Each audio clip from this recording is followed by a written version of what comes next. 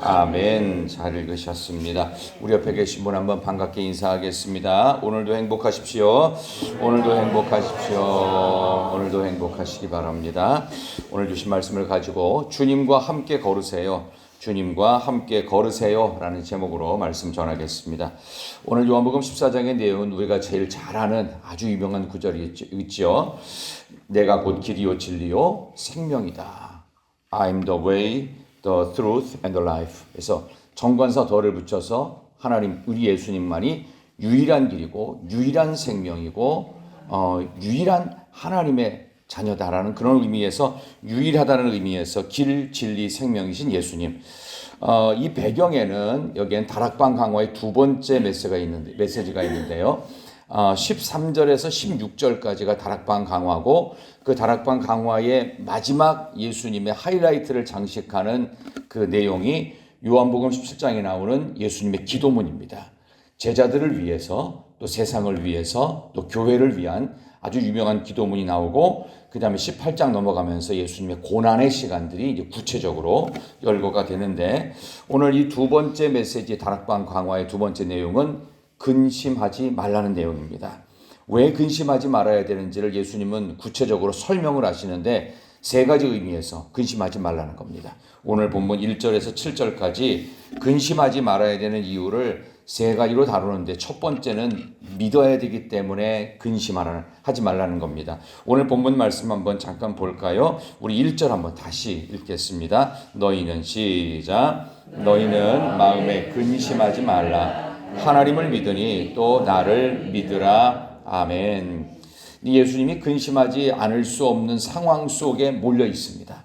그 당시 제자들이 느끼는 근심은 세 가지였습니다. 첫 번째는 가룟 유다라고 하는 가장 똑똑하고 돈꽤 맡은 유다라고 하는 제자가 예수님을 팔려고 이곳을 박차고 나가버렸습니다. 그리고 예수님을 가룟 유다가 다시 만날 때는 언제냐? 로마 군병들을 대동해서 예수님을 잡으러 올 때 이제 마지막으로 만나게 됩니다. 바로 그런 상황에서 제자들의 마음속에 이게 뭐지? 라는 생각 속에서 근심이 시작됐습니다. 또 하나는요, 베드로가 너는 나를 모른다고 닭울기 전에 3번이나 부인할 것이다 라고 하는 불길한 말씀을 주님이 하셨어요. 두 번째 근심이 있었고, 마지막 세 번째 근심은 예수님도 곧 본인이 말씀하셨던 그대로 어떤 불행이 다가오는 것을 제자들은 직감적으로 느끼고 있습니다. 이 세 가지의 근심 속에서 예수님은 그 상황을 정확하게 헤쳐나가듯이 1절에 너희는 마음에 근심하지 말라. 하나님을 믿으니 또 나를 믿으라. 너희들은 하나님을 믿고 있다. 구약에 그 하나님을 믿고 있는데 그 하나님을 믿는 것처럼 나를 믿어야 된다. 결국 우리가 근심하지 말아야 될 그 첫 번째 가장 중요한 동기가 있습니다. 여러분이 평생에 근심이 없겠습니까? 지금도 있고 내일도 있고, 여러분에게 근심하라는 명령을 내리는 것도 아닌데 근심은 하지 말아야 되는 건데 근심을 하고 있을 겁니다. 내일도 하고 조금 있다도 하고요. 아침 먹다가도 하고 점심 때도 할 수 있고 오늘 저녁까지도 근심할 수 있어요. 근데 근심은 하는 게 아니에요. 하지 말라고 그랬어요. 근데 근심을 왜 할까요? 이유가 있어요. 하나님을 안 믿으니까 근심하는 거예요. 부모를 못 믿으면요, 애들은 불안해서 웁니다. 그러니까 우리의 모습은 아주 애 같은 느낌이에요.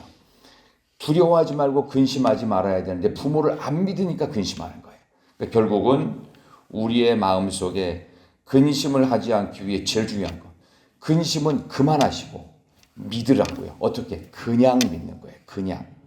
부모가 엄청난 모든 것들을 다 해주니까 믿는 게 아니라 부모니까 믿는 거죠. 이해가 되세요? 무슨 말인지? 근심의 시간은 그만 멈추시고 그냥 하나님을 믿어야 돼요. 하나님을 믿어야 돼요. 보이지 않는 하나님. 근데 보이는 하나님 누구? 예수님을 믿으라고요. 예수님 지금 안 보이고 안 계시잖아요. 그럼 뭘 믿어요? 예수님의 말씀을 믿는 거예요. 예수님의 말씀이 100% 믿어지면, 내가 좋아하는 말씀만 믿지 말고 다 믿으면 근심할 시간이 없어요. 근데 우리는 참으로 묘하게도 교회 다닌다고 하면서 성경 말씀을 잘 모르고 예수님 말씀을 잘 안 믿는 이상한 습관이 생기더라. 그러니까 근심을 멈추기에 제일 중요한 것, 예수님 말씀을 100% 믿는 저와 여러분이 되시기를 소망합니다. 말씀을 믿어야 돼요. 두 번째 근심을 하지 말아야 되는 이유를 조금 더 자세하게 주님이 설명을 하십니다. 자, 2절, 3절 보겠습니다. 주님의 설명, 근심하지 말아야 될 설명입니다. 2, 3절 시작. 내 아버지의 집에 거할 곳이 많도다. 거처를 예비하러 가노니 가서 너희를 위하여 거처를 예비하면 내가 다시 와서 너희를 내게로 영접하여 나 있는 곳에 너희도 있게 하리라. 아멘. 두 번째, 근심하지 말아야 될 이유. 내가 너희들에게 천국 소망을 주기 위해서 갈 거니까 근심하지 말라는 거예요. 너희들이 인생에 살아가는 이 인생이 끝이 아니야. 100년 남짓. 내가 너희들을 위하여 처소를 예비하러 이제 곧 죽어야 돼요. 그래야 천국 가잖아요. 천국 가려면 죽으면 갑니다. 살아있으면 못 가요. 그런 기본적인 이 흐름 속에서 내가 너희들을 떠나가야 너희들에게 성령이 임하고 그리고 근심하지 않기 위해서 천국 소망으로 가야 되는 거다. 그러니까 우리가 근심하는 그 이유는 100년 남짓 살아가는 여기서 뭔가 자꾸 안 된다고 생각하니까 이게 끝이라고 이게 결론이라고 생각하니까 계속 근심하는 거예요. 두 번째 근심의 이유는 믿음을 그냥 가져야 되기 때문에 근심을 멈춰야 되는 거고 두 번째는 여기가 끝이 아닌 영원한 세계 천국 소망을 가져야 하기 때문에 근심을 멈출 수 있습니다. 그래서 여기서 이제 종말론에 대한 이야기가 나오는데 예수님이 언제 재림하시느냐? 주님께서 우리를 신부로 데리러 오십니다. 슬기로운 처녀가 기름을 준비하고 기다리듯이 우리를 데리러 오시는 날이 있어요. 그때가 언제냐면은 우리의 처소가 완성돼서 신랑 되신 예수께서 내려가서 너 신부인 우리 성도들 데리고 와. 그때입니다. 우리의 처소가 완성되는 그날에 주님께서 아버지 되신 우리 하나님께서 예수님을 통하여 우리를 데리러 오시는 재림의 날입니다. 그날에 하나님께서 우리와 함께 하시는 그 천국의 처소, 영원한 소망 중에 최고의 소망인 천국이라고 하는 미래가 있으니 근심 그만, 근심 뚝. 그 다음에 뭐 하라는 거예요? 천국 소망. 근심 그만 믿어. 근심 그만 천국 소망. 그거예요. 그 다음에 하나 더 주님께서 아주 구체적으로 도마의 엉뚱한 질문 앞에서 주님이 답을 하시는 내용이 근심에 대한 세 번째 해결책입니다. 자, 5절, 6절 한번 보겠습니다. 5절과 6절 도마가 시작. 도마가 이르되 주여 주께서 어디로 가시는지 우리가 알지 못하거늘 그 길을 어찌 알겠사옵나이까. 예수께서 이르시되 내가 곧 길이요 진리요 생명이니 나로 말미암지 않고는 아버지께로 올 자가 없느니라. 아멘. 도마가 거꾸로 묻습니다. 아니 주님이 어디로 가시는지 우리는 알지도 못하는데 그 길이 뭔지 어떻게 합니까? 이런 식으로 그냥 나는 잘 모르겠다. 나는 아는 게 없다. 이런 식으로 도마는 항상 이렇게 의심이면서 자꾸 질문거리가 많아요. 질문인데 답을 얻으려는 게 아니라 질문을 위한 질문을 하고 있어요. 여기에 대해서 예수님이 답을 하시죠. 내가 길이야. 내가 진리고 내가 생명이야.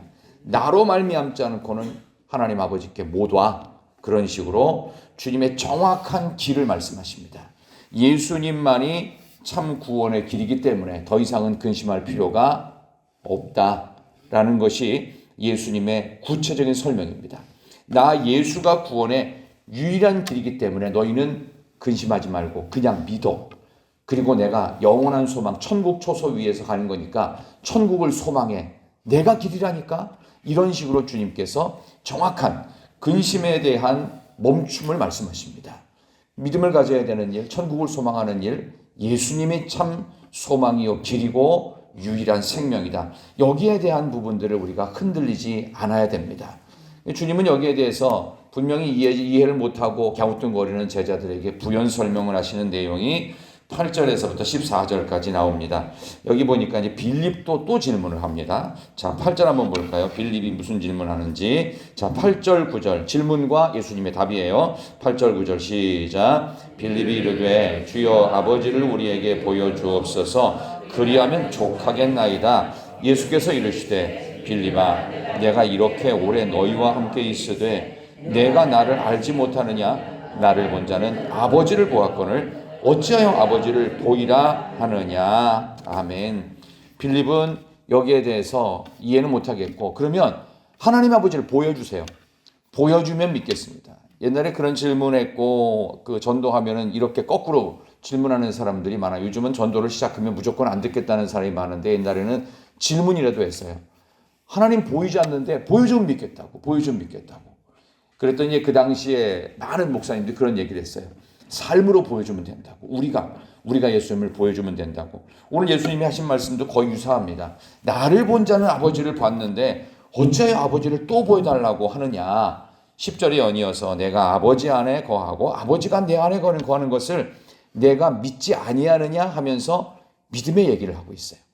근심과 믿음은 직결되어 있습니다. 믿음 있는 사람은요, 기도하고 나서는 근심 안 해요. 왜? 맡겼기 때문에 이제는 그게 내 근심거리가 아니라는 사실을 확신하고 있기 때문입니다. 그러면서 쭉 나와요. 계속 거기에 대한 주님의 설명이 쭉쭉쭉 나오는데 이게 믿음으로 받아들여지지 않으면 잘 이해가 안 될 수 있어요. 우리 마지막으로 13, 14절 보면서 예수님께서 하신 이 근심하지 말고 믿음 가져야 된다는 결론을 봅니다. 13, 14절 너희가 시작.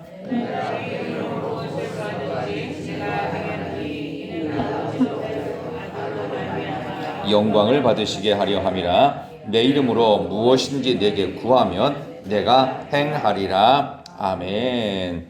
무엇이든지 구하면 내가 행할 거야. 그러니까 예수님 앞에서 이 믿음을 가지라고 하는 주님의 이 당부, 이 근심하지 말고 믿음 가지라는 천국 소망 가져라. 내가 곧 길이요 진리요 생명이다 라고 하신 가장 중요한 목적은 뭐냐 하면은 너희가 그런 근심 없는 참 믿음을 갖기 위해서 하나님께 구하라는 거예요. 기도하라는 거예요.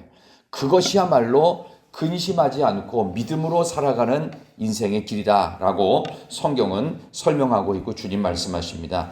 아프리카 선교사 이야기 잠깐만 하고 마치겠습니다. 아프리카에 가면은 그 적도 부분을 지나는 콩고 민주공화국이 있습니다. 콩고라는 그 나라가 있는데 이 콩고에 선교사로 가 있던 스티븐슨 선교사가 이 콩고에 있는 많은 밀림지대가 있어요. 근데 그 가운데서 한 곳에 정글에다가 오두막을 짓고 살면서 그 정글에 있는 지나가는 모든 사람들에게 복음을 증거하는 선교사로서 이 콩고 선교사로서 가게 됐습니다. 계속 그렇게 살다가 어느 날 폭풍우와 비바람이 엄청나게 몰아치던 밤이었습니다. 근데 급하게 어떤 젊은이 두 사람, 백인 젊은이 두 사람이 이 선교사의 오두막의 문을 막 두드리는 거예요. 그러면서 비 좀 잠깐 피하게 해달라고. 그래서 비에 쫄딱 맞고 힘들어하는 두 젊은이를 안에 들였습니다. 그리고 이제 간단하게 차도 주고 이제 먹을 걸 주면서 어떻게 여기를 이렇게 비바람이 치는 밤에 오게 됐냐니까 그게 아닌데 우리가 길을 잃어서 여기 왔는데 불빛이 보여서 어쩔 수 없이 들어왔다고. 그러니까 아니 어떤 일로 여기 왔냐니까 자기는 이 콩고 이 정글에 있는 진스 강이라고 있나 봐요. 그 동네에 흐르는 하천인가 봐요. 진스 강에 지금 가려고 하는데 도무지 찾을 수가 없다고. 이거 어떻게 가야 되는지는 모르겠다고. 가는 길을 좀 알려달라고 이 스티븐슨 선교사에게 요청을 합니다. 이 선교사가 대답을 하는데 이렇게 대답을 합니다. 유감스럽게도 이 정글에는 길이 없습니다. 여러분 정글을 혹시 가보신 분이 계시는지는 모르겠는데요. 정글에는 원래 길 없습니다. 만들어놔도 하루만 지나면 길은 숲으로 덮여버립니다. 그러니까 길이 없어요. 원래 정글에는. 그러니까 이제 이 두 젊은이가 실망을 해가지고 한 번 더 묻는 거예요. 그러면 그곳으로 가는 방향이라도 좀 알려달라고. 어떤 방향으로 가면 되냐고. 그랬더니 선교사가 또 말합니다. 여기서는 방향도 가르쳐 드릴 수 있는 방법이 없습니다. 그러니까 이 두 젊은이가 너무 실망해서 그럼 우리는 어떻게 됩니까? 꼭 가야 되는데 뭐 어떻게 하라는 겁니까? 우리 보고. 그랬더니 이 스티븐슨 선교사가 회심의 미소를 지으면서 이렇게 말을 하는 거예요. 방법이요. 딱 한 가지뿐입니다. 제가 당신들을 데리고 거기까지 가는 것밖에는 없습니다. 여러분, 주님과 함께 걸어가는 것만이 믿음의 길이고 근심을 멈추는 길입니다. 주님과 함께 걸어가면서 근심 대신 믿음을 가지십시오. 근심 대신 천국을 소망하시고요. 근심 대신 길, 진리, 생명이신 주님과 함께 있음을 안심하십시오. 근심 대신 안심으로, 근심 대신 믿음으로, 근심 대신 천국 소망으로 우리의 삶의 길을 새롭게 닦아가는 저와 여러분 복된 목요일 되시기를 다시 한번 소망합니다. 하나님이 우리 교회와 함께 하시고 이 새벽에 나와서 많은 오만 가지 근심으로 또 기도하게 될 여러분들을 위해서 안심하라 하십니다. 내가 길이다. 나와 동행하자고. 이 길도 없고 막막한 인생의 정글 같은 시간을 지나고 있을 여러분 모두에게 갈 수 있는 유일한 방법은 주님과 함께 걷고 주님의 안내를 받는 것뿐이고, 주님이 주신 말씀을 믿고 그 말씀대로 살아갈 때 정글 같은 길도 없고 방향도 어떻게 가야 될지 모르는, 한 번도 안 살아본 시간을 막바로 살아가야 되는, 연습 없이 사는 인생 가운데 유일한 길이 되시고 가이드가 되시고 완벽한 안대자가 되실 주님과 함께 걸으면 인생의 정글은 얼마든지 근심 없이 믿음으로 주님과 함께 가는 천국의 순례길을 아름답고 멋지게 걸어가게 해줄 줄로 믿습니다. 하나님 아버지 감사합니다. 오늘 근심스러운 하루가 시작됩니다. 그러나 결코 근심할 것이 없음을 주님이 말씀해 주셨습니다. 근심할 시간에 오히려 예수님을 믿으라고 하십니다. 근심해야 될 그런 모든 시간에 천국을 소망하라 하십니다. 근심하고 답답해하는 우리의 인생 가운데 길이요 진리요 생명이신 주님과 함께 걸어가는 복된 목요일이 되게 하여 주시옵소서. 우리는 뒤만 돌아서면 근심거리가 있고 안심하지 않고 근심하는 우리의 어리석은 인생 가운데 주님이 찾아와 주시고 주님이 우리의 인생 가운데 들어오셔서 우리의 손을 붙잡고 우리와 함께 동행하기를 원하십니다. 말씀의 손을 붙잡고 동행하는 우리 모두가 되게 해 주시옵소서.